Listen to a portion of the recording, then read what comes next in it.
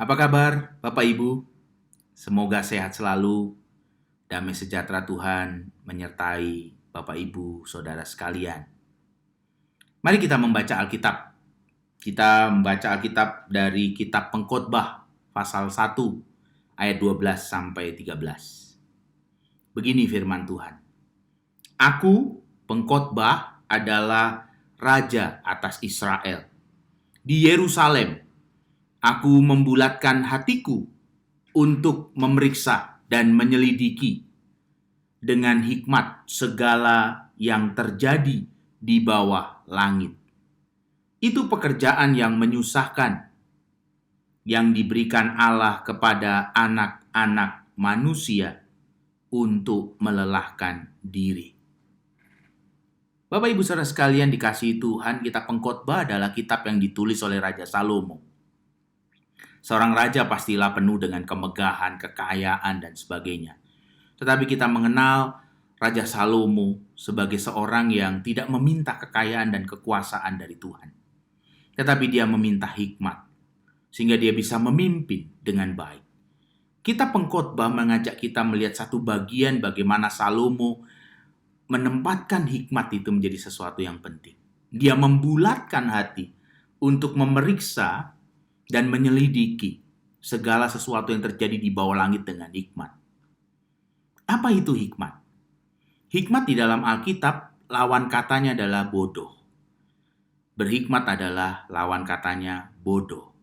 Bodoh dalam Alkitab berbeda dengan bahasa Indonesia pengertian bodoh. Bodoh dalam Alkitab itu pengertiannya bebal, tidak mau tahu, tidak mau mengerti. Sehingga berhikmat adalah kesediaan diri untuk mau tahu dan mau mengerti.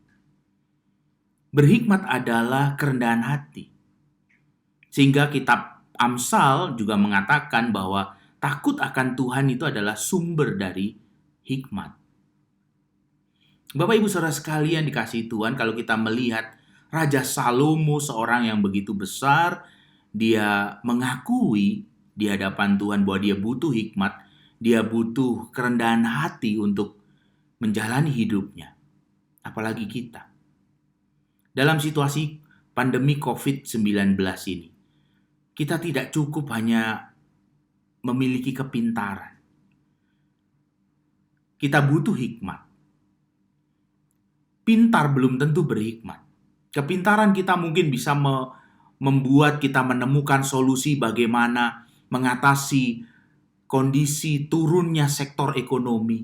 Kepintaran kita mungkin bisa membuat kita menemukan vaksin untuk COVID-19 dengan cepat. Tetapi tanpa hikmat, maka kerusakannya akan jauh lebih hebat. Kepintaran tidak cukup dan terbukti sampai hari ini kita belum bisa menemukan vaksin itu. Nah, ketika di dalam proses menghidupi kemampuan kita, kita perlu berhikmat.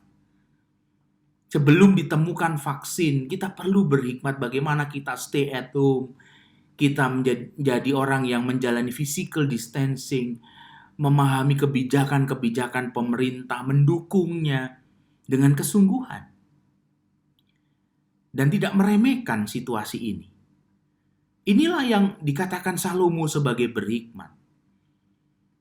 Kita bisa melihat ada 213 negara yang hari ini bersama-sama dengan bangsa kita dalam situasi pandemi ini dan di dalam kondisi yang sangat terpuruk dari sektor ekonomi dan dari sektor-sektor yang lain. Inilah yang kita alami dan kita di sini belajar untuk melihat bahwa manusia kita, kemanusiaan kita itu sesuatu yang tidak bisa mengalahkan segalanya, bukan sesuatu yang kemudian hebat lebih dari segalanya. Kita butuh Tuhan.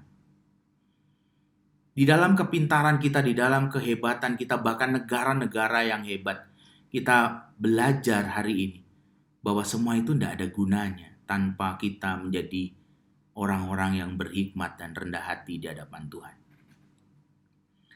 Sebuah negara yang kaya, yang hebat pun bisa hancur ketika tidak dihidupi hikmat oleh setiap orang yang ada di dalam negara itu. Juga demikian bangsa kita. Bapak Ibu Saudara sekalian dikasihi Tuhan, Raja Salomo mengajak kita untuk menghidupi hikmat. Menjadi orang yang takut akan Tuhan, menjadi orang yang rendah hati, dan ini bukan sebuah periode waktu tertentu, tetapi menjadi sebuah perjalanan terus-menerus untuk kita menjadi orang yang rendah hati di hadapan Tuhan. Mau merendahkan diri kita di hadapan Tuhan. Hati-hati ketika kekuatan itu menjadi sesuatu yang kita andalkan.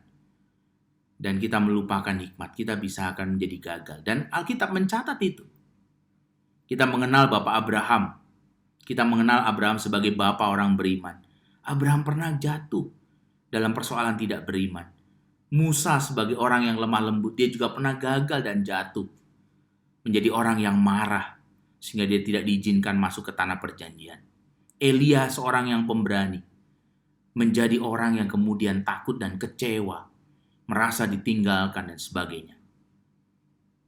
Salomo sendiri yang mengenal dirinya sebagai orang yang berhikmat, akhirnya pun jatuh ketika dia gagal untuk tetap merendahkan dirinya di hadapan Tuhan. Jatuh di dalam penyembahan berhala.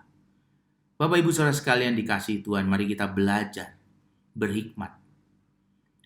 Bukan hanya melihat kekuatan kita butuh kekuatan, tetapi di atas kekuatan kita ada hikmat Tuhan yang jauh lebih penting. Tuhan memberkati kita, Tuhan menjaga kita. Amin.